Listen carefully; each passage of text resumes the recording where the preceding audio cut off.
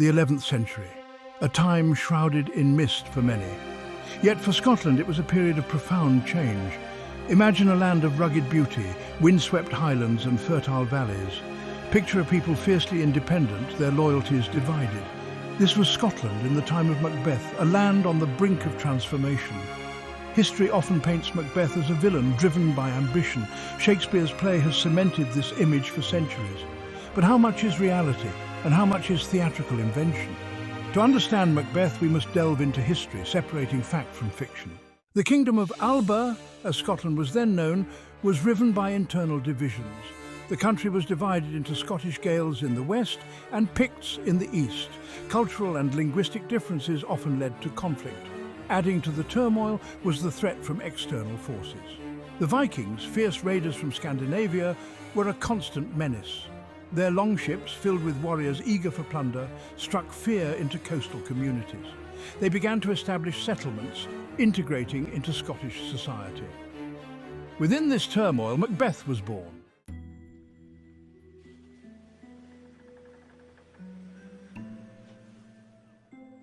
The Vikings, with their advanced seafaring skills and ruthless efficiency in battle, posed a constant threat to the stability of Scotland. Their raids were not mere acts of piracy. They were calculated campaigns aimed at weakening their enemies and expanding their own influence. Coastal communities lived in constant fear of the Viking longships appearing on the horizon. The sight of their distinctive square sails, often adorned with fearsome beasts, would send people fleeing inland, seeking safety in the forests and hills. The Vikings, however, were not simply agents of destruction. They were also skilled traders and craftsmen. As they established settlements and intermarried with the local population, they brought with them new ideas, technologies and cultural practices that would have a lasting impact on Scotland. The influence of the Vikings extended beyond the coastal regions.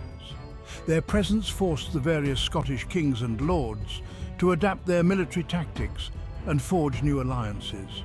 The need to present a united front against a common enemy would eventually contribute to the forging of a more unified Scottish kingdom.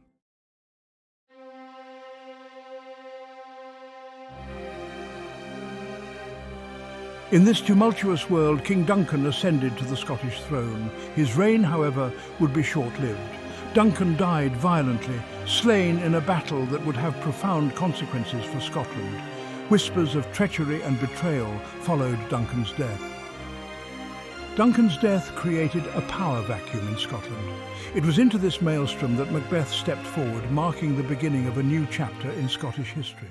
Macbeth was born into a world of power. His family, the House of Moray, held sway over northern Scotland. Their lands bred a people as resilient as the mountains. He learned the art of war, honing his skills in constant skirmishes. History remembers Macbeth as a ruthless warrior, a man who did not shy away from violence to achieve his goals. He emerged as a formidable leader, commanding loyalty and inspiring fear. The mists of time obscure much of Macbeth's early life. Historical sources are often contradictory, coloured by chroniclers' biases. Some portray him as a tyrant, others as a just ruler. Macbeth's father, Findlech of Moray, was a powerful figure. Findlech was murdered by his nephews, impacting young Macbeth. This likely instilled caution and a willingness to use force.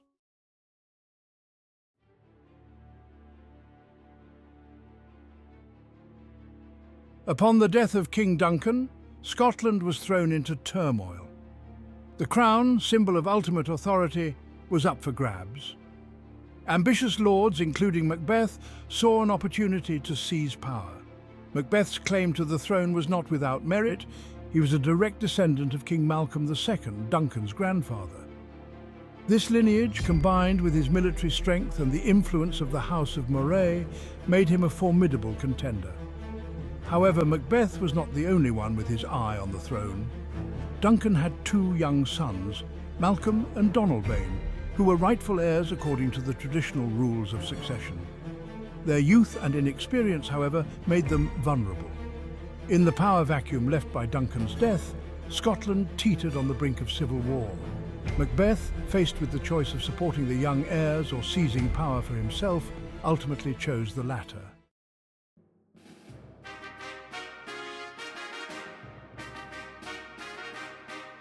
In 1040, Macbeth defeated and killed King Duncan in battle at Bothnagowan near Elgin. The chronicles of the time are unclear on the exact circumstances of the battle, but the outcome is undisputed. Duncan was dead and Macbeth was king. Macbeth's ascension to the throne was not universally accepted. Supporters of Duncan's sons, as well as those who saw Macbeth as a usurper, rallied against him. Rebellions flared up across the land, testing the mettle of the new king. Despite these challenges, Macbeth proved to be a capable ruler. He quelled rebellions, consolidated his power, and ushered in a period of relative stability for Scotland. He is even credited with repelling an English invasion, further solidifying his hold on the throne. Macbeth also demonstrated a shrewd understanding of the importance of religious and cultural institutions.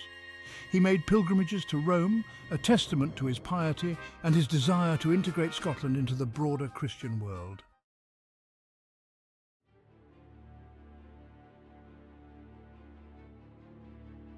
Years passed, and Macbeth's grip on the throne seemed unshakable. He had weathered the initial storms of rebellion, his rule now seemingly secure, yet beneath the surface resentment simmered. The sons of Duncan, Malcolm and Donalbain had not forgotten their father's murder. Malcolm, the elder son and rightful heir, had found refuge in the court of Edward the Confessor, King of England. There he nurtured his grievances, plotting the day he would return to Scotland and claim his birthright. The English court, always eager to exploit Scottish divisions, offered fertile ground for Malcolm's ambitions. Macbeth, aware of the threat posed by Malcolm and his English allies, strengthened his defences. He fortified castles, raised armies and ruled with an iron fist. The land, once enjoying a period of relative peace, once again braced for conflict. The tension between Macbeth and Malcolm, a clash of ambition and vengeance, cast a pall over the land. The stage was set for a final bloody confrontation, a battle that would determine the fate of Scotland and cement Macbeth's place in history.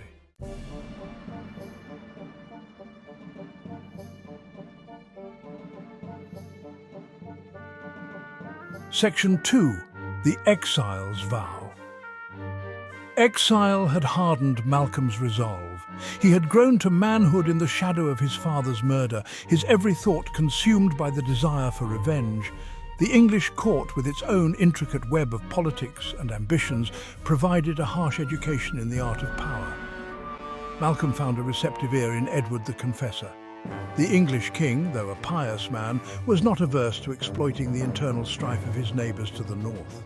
He recognised in Malcolm a valuable pawn, a means to weaken Scotland and further English interests. With Edward's support, Malcolm began to assemble a force capable of challenging Macbeth. He called upon English lords, promising them land and riches in the conquered north. He also appealed to those Scottish nobles who had grown weary of Macbeth's rule, those who longed for a return to the old ways. Malcolm's vow to reclaim his birthright echoed through the halls of English castles and across the border into Scotland itself. The winds of change, carrying whispers of war, began to blow across the land.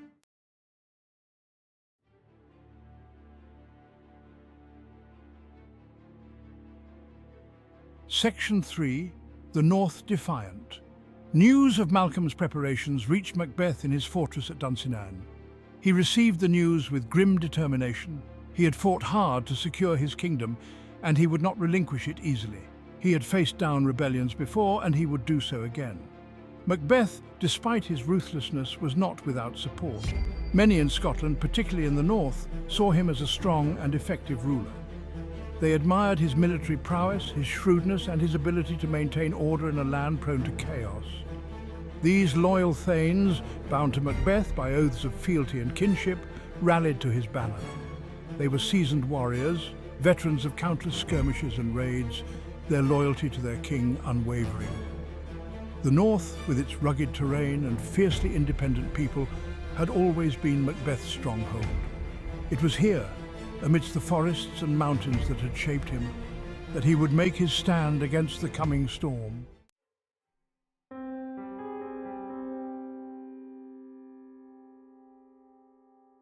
Yet a shadow hung over Macbeth's preparations. He had been haunted by the words of the three witches, those mysterious figures who had prophesied his rise to power. They had warned him cryptically of a time when Birnam Wood would come to Dunsinane and he would be vanquished by a man not born of woman. These prophecies, initially dismissed as the ramblings of madwomen, had taken root in Macbeth's mind. He had witnessed the fulfillment of their first prediction, his ascension to the throne, and this lent a terrifying weight to their subsequent pronouncements. The prophecy of Birnam Wood coming to Dunsinane seemed impossible, a ludicrous notion, yet as Malcolm's army marched north, Macbeth found himself plagued by doubt. Could there be some hidden truth in the witch's words? The prophecy gnawed at Macbeth's confidence, casting a pall of fear and uncertainty over his preparations for war. It was a psychological burden, a seed of doubt sown by unseen forces that would ultimately contribute to his downfall.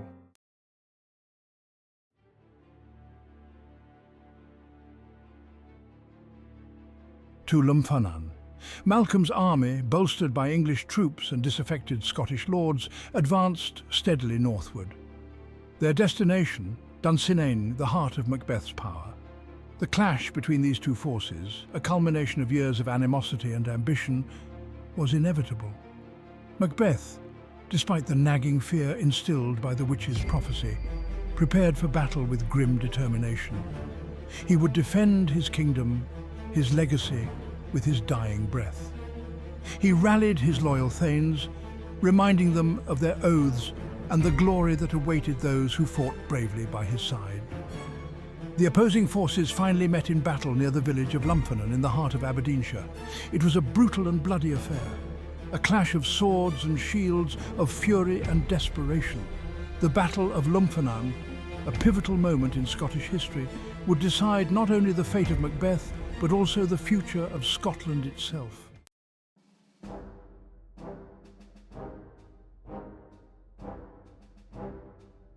The morning of August 15th, 1057, dawned bright and clear over Lumphanan. The air, soon to be thick with the stench of sweat and blood, held a deceptive tranquility. Birds sang, oblivious to the impending carnage. Macbeth, his armour polished to a dull gleam, surveyed his men.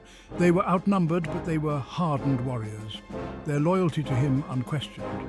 Across the battlefield, Malcolm's forces arrayed themselves. English banners, bright and bold, fluttered alongside the standards of Scottish lords who had cast their lot with the exiled prince.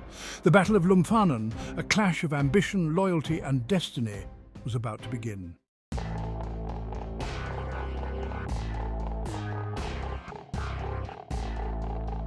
The first assault came from Malcolm's forces, a wave of English infantry crashing against Macbeth's lines.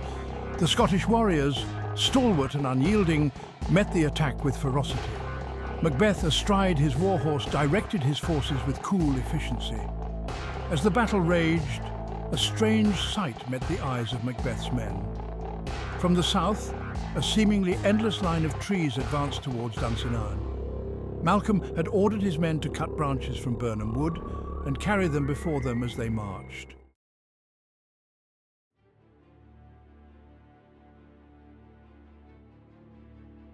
Despite the psychological blow of the advancing forest, Macbeth refused to yield. He rallied his men, urging them to fight with courage and honour. The battle raged throughout the day, a relentless ebb and flow of violence. Macbeth, a whirlwind of fury, carved a path through the enemy ranks. His strength, born of desperation and a lifetime of warfare, seemed superhuman. Yet, for all his courage and skill, Macbeth was fighting a losing battle. His men, their morale broken by the advancing forest, began to waver.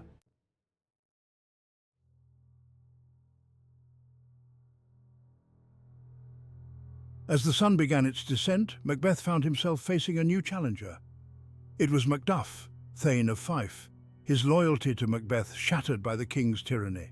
Macduff, fueled by a burning desire for revenge, engaged Macbeth in single combat. Macbeth, weary from hours of battle, found himself hard-pressed to match Macduff's fury. With a cry of triumph, Macduff lunged forward, his blade finding a chink in Macbeth's armour. The sword plunged deep, mortally wounding the king.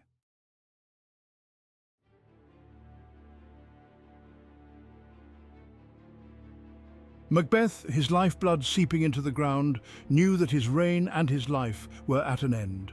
Macduff, standing over the fallen king, allowed himself a grim smile of satisfaction. He had avenged his king, his family, his honour. With a swift stroke of his sword, Macduff ended Macbeth's reign and his life. He then severed the king's head, a gruesome trophy to be presented to Malcolm.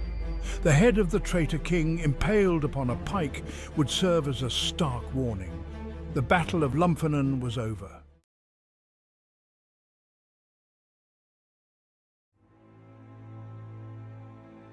An eerie silence descended upon the blood-soaked field of Lumphanan. The cries of battle, the clangor of steel, the screams of the dying, all faded into a chilling stillness. Macbeth's remaining forces, their king slain, either fled the field or surrendered. The sight of Macduff holding aloft the severed head of their once mighty king extinguished any last flicker of resistance. Malcolm's forces, weary from battle but their spirits soaring with victory, roared their triumph. They had vanquished the tyrant and secured the throne for their rightful ruler. Above it all, the ravens circled, their harsh croaks a macabre celebration. The Battle of Lumphanan was over, but its echoes would reverberate through history.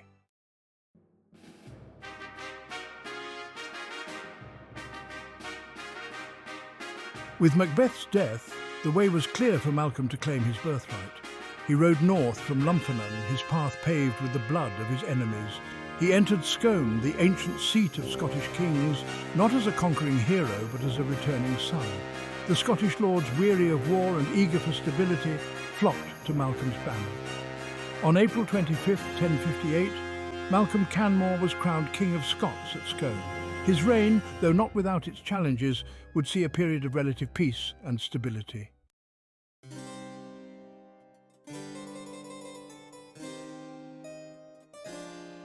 The transition of power from Macbeth to Malcolm was not without its complexities.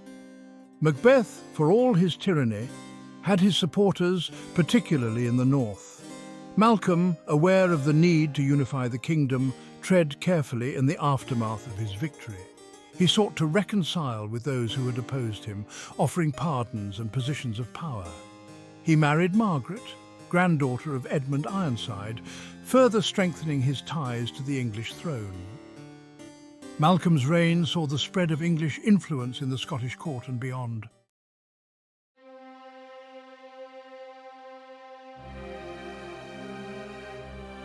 What then is the legacy of Macbeth, this complex and contradictory figure?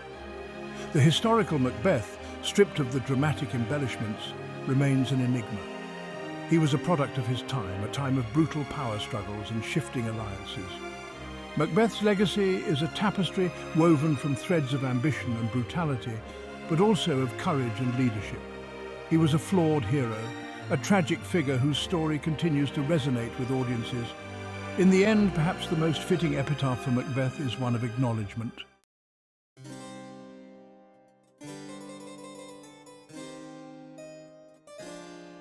The Battle of Lumphanan, culminating in the death of King Macbeth, was a watershed moment in Scottish history. It marked the end of an era of turmoil and uncertainty. Macbeth's demise, though a victory for Malcolm, also served as a stark reminder of the cost of such conflicts. Macbeth's reign, though viewed by some as a time of tyranny, was also marked by periods of relative peace. The significance of Macbeth's death lies in the opportunity it presented for a new beginning. Malcolm Canmore brought with him a vision of a stronger, more stable Scotland.